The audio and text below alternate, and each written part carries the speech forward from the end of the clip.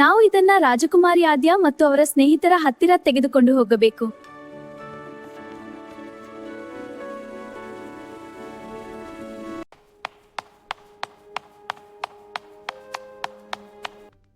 ರಾಜಕುಮಾರಿ ಆದ್ಯ,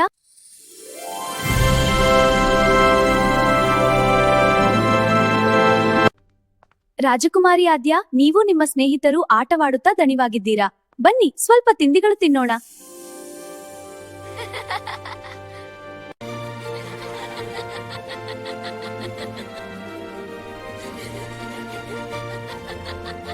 ರಾಣಿ ಬರುತ್ತಿದ್ದಾರೆ.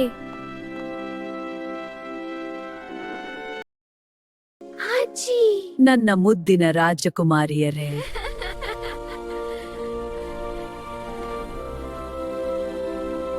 ಅಜ್ಜಿ, ನೀವು ನಮಗೆ ಇವತ್ತು ಯಾವ ರಾಜಕುಮಾರಿಯ ಕಥೆ ಹೇಳ್ತೀರಾ?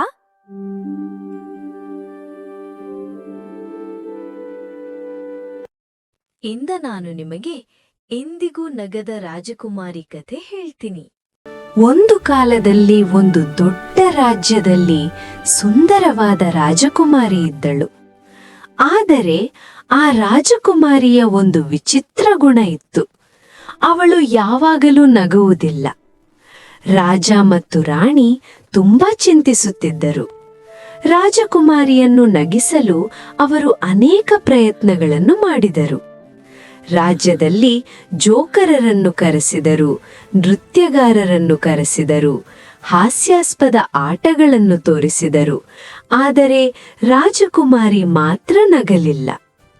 ಒಂದು ದಿನ ಒಂದು ಸಣ್ಣ ಗ್ರಾಮ ಹುಡುಗ ಅರಮನೆಗೆ ಬಂದನು. ಅವನು ರಾಜಕುಮಾರಿಯನ್ನು ನೋಡಿದನು.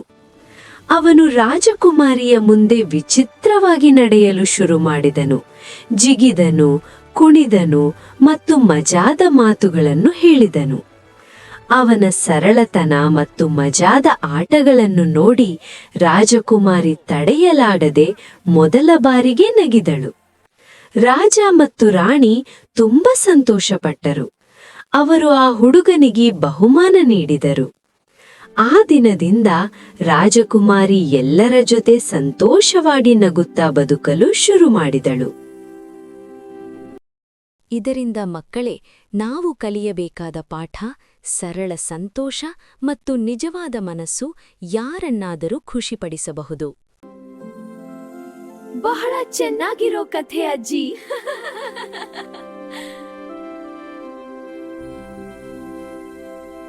ಇನ್ನಷ್ಟು ವಿಡಿಯೋಗಳಿಗಾಗಿ ಸಬ್ಸ್ಕ್ರೈಬ್ ಮಾಡಿ, ಶೇರ್ ಮಾಡಿ ಮತ್ತು ಲೈಕ್ ಮಾಡಿ.